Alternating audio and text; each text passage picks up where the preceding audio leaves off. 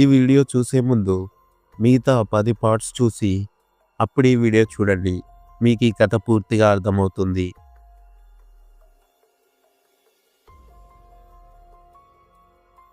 ఒకరోజు చెకప్ చేయించుకొని అర్జున్ నేను గవర్నమెంట్ హాస్పిటల్ నుంచి బయటకు వచ్చాం. మా ఎదురుగా కారులో వెళ్తున్న ఒక వ్యక్తి మమ్మల్ని చూసి మా ఎదురుగా కార్ ఆపి రేయ్ అర్జున్ అంటూ వచ్చి అర్జున్ని కౌగిలించుకున్నాడు.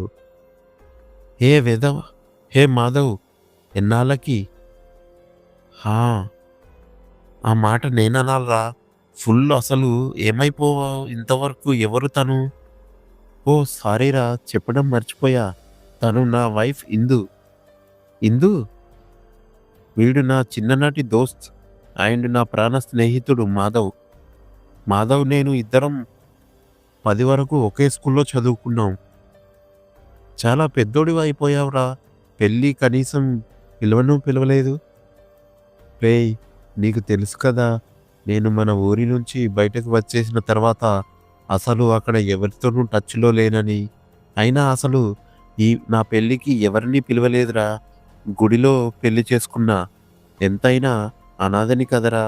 నేనైనా పెళ్ళికి ఎవరిని పిలుస్తాను చెప్పు? అర్జున్ అలా మాట్లాడగానే మాధవ్ 2 నిమిషాలు సైలెంట్గా ఉన్నాడు. సరేలా, వదిలే. ప్రస్తుతం ఏం చేస్తున్నావు? ఏదో చిన్న జాబ్ చేస్తున్నాలే, 5,000 శాలరీకి. వాట్? 5,000? అవేం సరిపోతాయా అసలు? మనం 10th క్లాస్లో ఉన్నప్పుడే మన జల్సాలకే ఖర్చులు 10,000 ఖర్చు పెట్టేవాళ్ళం. నీకు గుర్తుందా? అందుకే నీకు స్కూల్లో ఉన్నప్పుడు చదువుకోరా అని చెప్పేవాడిని. నా మాట నువ్వు వినింది లేదు. అవన్నీ ఇప్పుడు వదిలేరా, రోజులు బాగోలేవు. ఏం చేస్తాం చెప్పు అని కంటతడి పెట్టుకున్నాడు. రే అర్జున్, నువ్వు ఏడుస్తున్నావా? అసలు ఏమైందిరా? అదంతా పెద్ద కథలే, వదిలేయ్. తర్వాత చెప్తా ఎప్పుడైనా. సరే, నీ సంగతేంటి? ఎలా ఉన్నావు? ఇప్పుడు ఏం చేస్తున్నావు? గుడ్ రా, దేవుడి దయ వల్ల బాగా చదువుకున్నాను. హైదరాబాద్లో మంచి ఉద్యోగిగా ఉన్నా. గుడ్. హైదరాబాద్లో ఏం జాబ్ చేస్తున్నావురా? జాబ్ చేయాల్సిన అవసరం నాకేంట్రా? ఇప్పుడు నీ ఫ్రెండు మాధవ్ ఒక పెద్ద డాక్టర్. హైదరాబాద్లో ఒక హాస్పిటల్ కూడా కట్టించా. మాధవ్ అలా అనగానే అర్జున్లో ఎక్కడ లేని ఆనందం. ఎంతైనా ప్రాణ స్నేహితుడు కదా. కంగ్రాట్స్ రా మాధవ్, మొత్తానికి నువ్వు అనుకున్నది సాధించావు. Thank you. సరే, ఏంటి ఇక్కడ చెల్లిని వాకింగ్కి తీసుకొచ్చావా? లేదురా, ఇందుకి ఇప్పుడు 8వ నెల. హాస్పిటల్లో చూపించడానికి తీసుకొచ్చా. వాట్? రేయ్, నీకేమైనా పిచ్చా? ఈ ఊర్లో ఇన్ని మంచి హాస్పిటల్ ఉంచుకొని ఈ హాస్పిటల్కి తీసుకువచ్చావు. అయినా ఈ హాస్పిటల్లో మంచిగా చూసే డాక్టర్ కూడా ఎవరూ లేరు. అది కాదురా మాధవ్, నా పరిస్థితి బాగాలేదు, అందుకే. సరే రండి, కార్ ఎక్కండి. ఎక్కడికి రా? అంటే చెప్తే కానీ ఎక్కవా? చీచి, అలా ఏం కాదురా. ఇందు, కారు ఎక్కు అని అర్జున్ చెప్పగానే కారులో కూర్చున్నాను.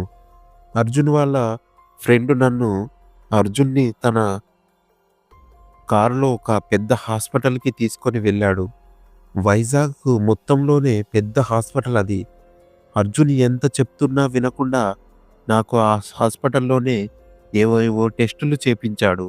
అంతేకాదు, మా దగ్గరికి హాస్పిటల్లో ఒక డాక్టర్ని పిలిపించాడు. రే అర్జున్, వైజాగ్లోనే one of the best hospital ఇదే. అండ్ బెస్ట్ హాస్పిటల్లో బెస్ట్ డాక్టర్ వీరే. అండ్ వీరి పేరు జయలక్ష్మి. పెళ్ళికి అన్ని చెకప్లు టెస్టులు చేయించాను. అంతా బాగుంది, ఎలాంటి ప్రాబ్లం లేదు. మీకు ఎప్పుడు ఏ డౌట్ వచ్చినా ఈ హాస్పిటల్కు వచ్చేయండి. నేను వీళ్ళకి అంతా చెప్పాను. మీ దగ్గర ఎలాంటి మనీ తీసుకోరు. మ్యాక్సిమం పెళ్ళికి నార్మల్ డెలివరీ అయ్యేలా చూస్తారు. అండ్ డెలివరీ కూడా ఫ్రీ. వాటికి కూడా ఎలాంటి మనీ మీరు కట్టవలసిన అవసరం లేదు. నా చెల్లికి ఇక్కడ అంతా విఐపి ట్రీట్మెంటు. నువ్వేం వర్రీ అవనవసరం లేదు. అర్జున్, నీకు నేనున్నా, సరేనా? ఇదిగో ఈ 30,000 నీ దగ్గర ఉంచు అని అర్జున్ ఎంత చెప్తున్నా వినకుండా తన పర్సులో ఉన్న డబ్బులు తీసి అర్జున్ జేబులో పెట్టాడు. మాధవ్ అన్నయ్య మా బాగోగులు చాలా బాగా చూసుకుంటున్నాడు. నాకు డెలివరీ ఎలా అవుతుందా? ఎలా అవుతుందా? అని భయపడుతూ ఉండే దానిని కానీ మాధవ్ అన్నయ్య చెప్పిన మాటలు వింటే ఆ భయం మొత్తం పోయింది. మాధవ్ అన్నయ్య చేసిన సహాయం తీర్చలేనిది. ఎంత ఆపుకున్నా నా కంటిని వెంట నీరు ఆగలేదు. బాధతో అన్నయ్య కాళ్ళ మీద పడ్డాను. అయ్యో! ఏంటమ్మా ఇది చిన్న పిల్లలాగా? అయినా నేనిప్పుడు ఏం చేశాని? ఏడుస్తూ లేదు అన్నయ్య. నీ సహాయము నేను జన్మలో మర్చిపోలేను. ఒకవేళ నాకు సొంత అన్నయ్య ఉన్నా కూడా ఇంత బాగా చూసుకునేవాడు కాదేమో.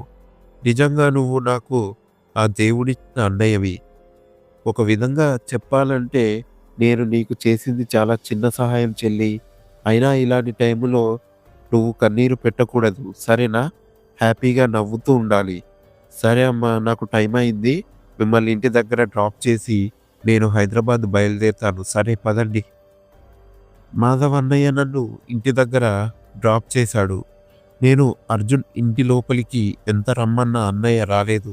లేదమ్మా నాకిప్పటికి చాలా లేట్ అయింది. ఈసారి తప్పకుండా వస్తా సరేనా? అని బయలుదేరాడు. మాధవ్ అన్నయ్యని స్టేషన్ దాకా డ్రాప్ చేసి వస్తా అని అర్జున్ కూడా వెళ్ళాడు. అన్నయ్యని డ్రాప్ చేసి అర్జున్ రాత్రికి ఎప్పుడో ఇంటికి వచ్చాడు. ఏంటి అర్జున్ ఇంత ఆలస్యమైంది? అదా నేను మాధవ్ గాడు ఛాయ్ తాగుదామని ఛాయ్ షాప్లో కూర్చున్నాం. అలా చిన్నప్పటి జరిగిన విషయాల గురించి మాట్లాడుకుంటూ ఉండిపోయాం. మాటల్లో ట్రైన్‌కి టైం అవుతున్న సంగతి వాడు మర్చిపోయాడు. నేను మర్చిపోయాను. అయ్యో! అవునా?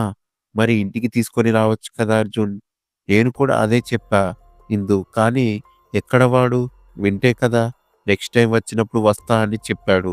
అన్నయ్య చాలా మంచోడు కదండీ! మనకి చాలా హెల్ప్ చేశాడు. అవును ఇందు.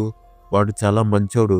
నేను చిన్నప్పుడు అనాథాశ్రమంలో ఉన్నప్పుడు సోమరిగా తిరుగుతూ ఉండేవాడిని. సోమరిగా ఉన్న నన్ను వీడే మార్చాడు. మనం పెద్దయ్యాక పేద ప్రజలకు, మనలాంటి అమ్మా నాన్న లేని అనాథలకు, పిల్లలకి సహాయం చేయాలని నాలో చాలా స్ఫూర్తి నింపేవాడు. వాడు నాతో చాలాసార్లు చెప్పిన విషయం ఏంటో తెలుసా? రేయ్! నాకు అమ్మా నాన్న లేకపోయినా నువ్వు నాతో ఉంటే చాలు. చాలా హ్యాపీగా ఉంటారా అర్జున్. నువ్వు నా ఫ్రెండ్ అయినందుకు థ్యాంక్స్ రా అని పదే పదే చెప్తూ ఉండేవాడు. నిజంగా అన్నయ్య చాలా గ్రేట్ అండి. మరి నీ మొగుడు? నా మొగుడు ఇంకా గ్రేట్ అని నవ్వుతూ చెప్పాను. మా మంచి పెళ్ళం హిందూ బుగ్గలు గిల్లుతూ చెప్పాడు. ఇక నీతో ఏం చెప్పాడన్నయ్య? వాడు అసలు నన్ను ఇలా చూడలేకపోతున్నాడంట. అసలు ఇక్కడ నుంచి మనల్ని తీసుకుపోదామని అనుకుంటున్నాడు. కానీ నువ్వు ఇలాంటి పరిస్థితిలో జర్నీలు చేయకూడదని ఆలోచించాడంట. ఎలా ఉండేవాడివి? ఎలా అయిపోయావురా అర్జున్ అని చాలా బాధపడుతున్నాడు. మనం ప్రేమించుకున్న దగ్గర నుంచి ఇప్పటి వరకు జరిగిన విషయాలు మొత్తం చెప్పాను. ఆ తర్వాత ఏం జరిగిందో తెలుసుకునే ముందు నెక్స్ట్ పార్ట్ కోసం వెయిట్ చేస్తూ ఉండండి. ఈ వీడియో కనుక మీకు నచ్చినట్లయితే లైక్ చేసి మీకేమనిపించిందో కామెంట్ రూపంలో తెలియజేయండి. అలాగే మరిన్ని వీడియోల కోసం మన ఛానల్ని సబ్స్క్రైబ్ చేసుకోండి. Thank you for watching our videos. Please do subscribe.